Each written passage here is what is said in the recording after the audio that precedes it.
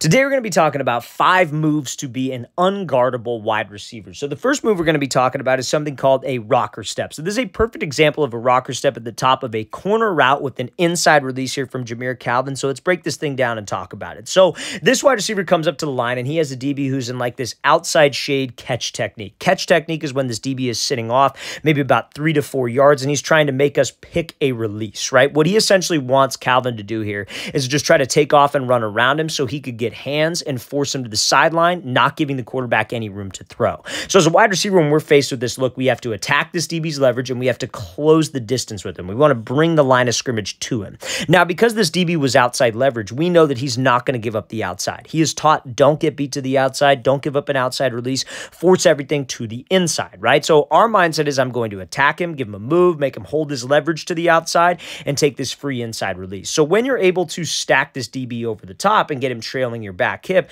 this is where we can use that rocker step move. Now, a rocker step can be used on a post route. It could be used on a corner route, could be used on a dig or an out route. I honestly like any route that you could cut off of 1 foot past about 8 yards, right? So you could use this against zone if the DB's off. You could use it against off man or against man when you stack the DB where he is trailing behind your back hip. So a rocker step, how you don't get confused, is you want to step in the direction that you were going first. So if you were going to the outside, we want to step with my outside foot first. But that first step is not a big, exaggerated cut. It's a short, not choppy step, but it's a short, powerful step inside of your shoulder frame. You don't want to reach outside your frame because on a rocker step, what are we trying to sell here? We are trying to sell like I'm running a post route. So off of the first step, you have to push off of that step in order to sell it, right? So he hits the ground. It's a sharp step, but you see how he's pushing off the middle arch of his foot. That push allows him to step further with the inside cut.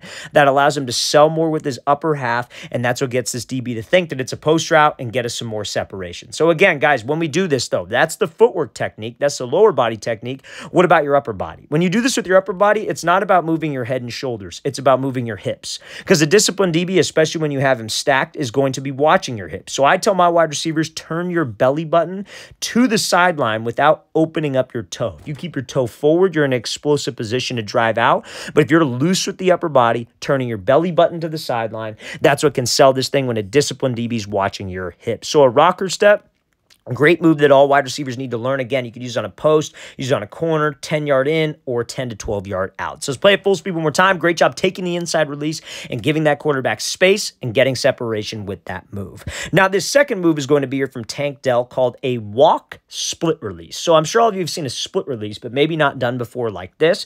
But before we get into this release, if you're a wide receiver, fellas, and you would like to train with us this offseason, we are going to be coming out to 12 more cities across the U.S. for 2-day-long QB and wide receiver training camp. So check out that very first link in the description below. If you guys are local to any one of these cities right here mentioned, we're going to be coming out to Charlotte, North Carolina, Portland, Oregon, Dallas, Nashville, Chicago, Buffalo, Atlanta, Houston, Philly, Detroit, Boise, and Los Angeles. So guys, we'd love to have you out to one of our off-season camps. It's 2 whole days of training. So if you want some more information, how you can sign up, our first 4 camps are completely sold out, and then a couple more are sold out, like our Nashville camp and our Chicago camp, I believe, sold out today. So guys, all these camps are going to sell out. So if you'd like to come, check out that very first link in the description below. We'd love to have you there. Let's get back to this video. So now, this release here, this is going to be called a walk split release. So this is Tank Dell closing the space, hits a split release, freezes the DB, then is able to get separation with an inside release, okay? So why do we use this? So this DB is slightly, you can kind of see his foot right here,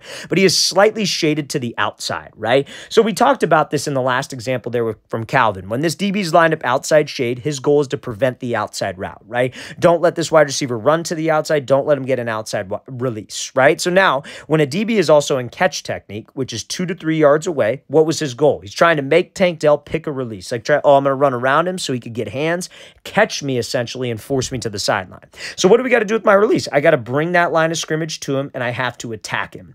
Now, the big thing about press releases, a big thing about moves that wide receivers do, you have to put yourself in a position to be able to react, right? So this DB's lined up outside shade, but this DB very easily could disguise his leverage, right? So as soon as Tank Dell is closing space with him, he is gathering information. What if that DB jumps to the inside? Do we still take the inside release? No, we react and take the outside release. That's why a split release is a great release to use, or a great move to use while you're closing distance with the DB, because it puts you in a position of balance. When both feet hit the ground at the exact same time, you could release either way because your feet are grounded. You're coming to balance, quote unquote. So he brings the line of scrimmage to him, then he splits his feet. Something I tell my wide receivers is don't think of it like your both feet are going out. Think of it like one foot is going up, the other foot is going out. So your feet don't get too wide, and we still could stay in explosive position with my upper half. So when we do this split, now this DB jumps to the inside. Okay, cool. I can take the outside release. DB stays to the outside. He keeps his leverage outside. Okay, fine. I could take the inside release, and that's ultimately what Dell does.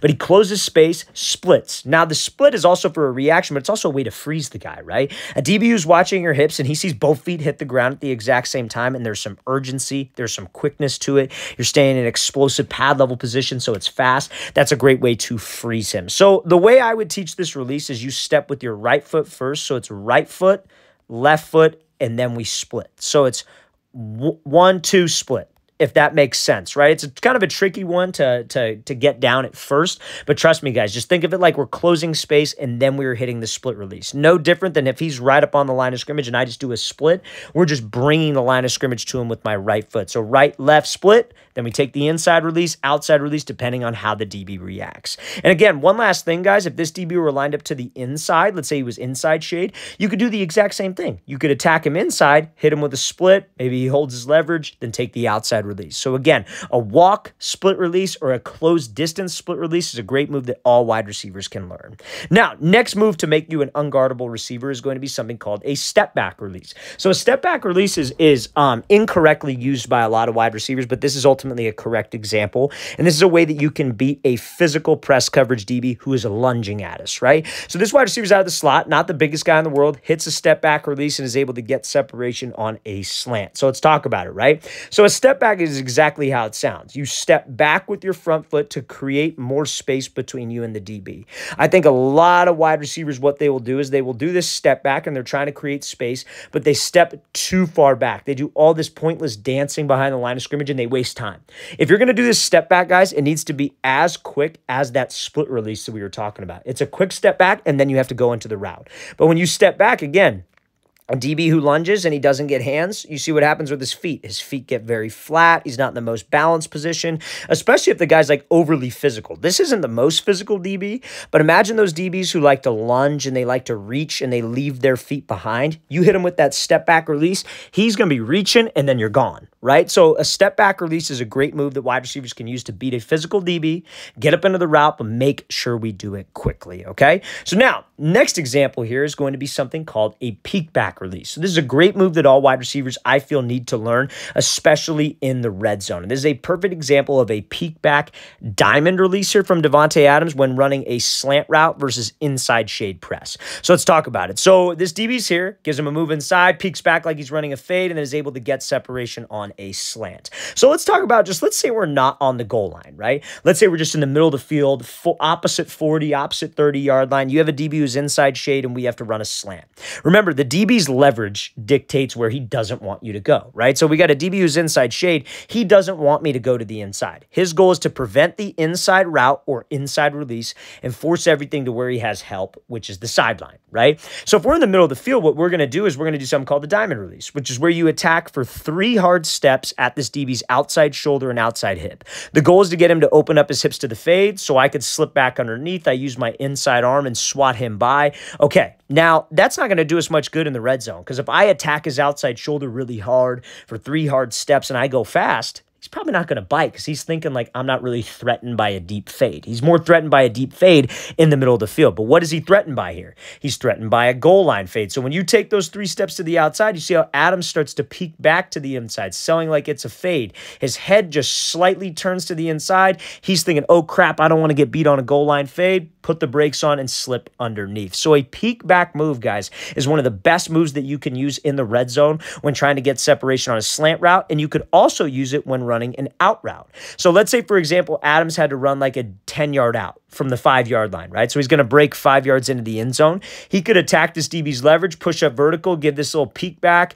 DB's thinking fade. Then we break off the inside foot and run an out route. So a peek back move is something that all wide receivers need to have, especially in their red zone route running playbook. So it's a great example here from Davante Adams.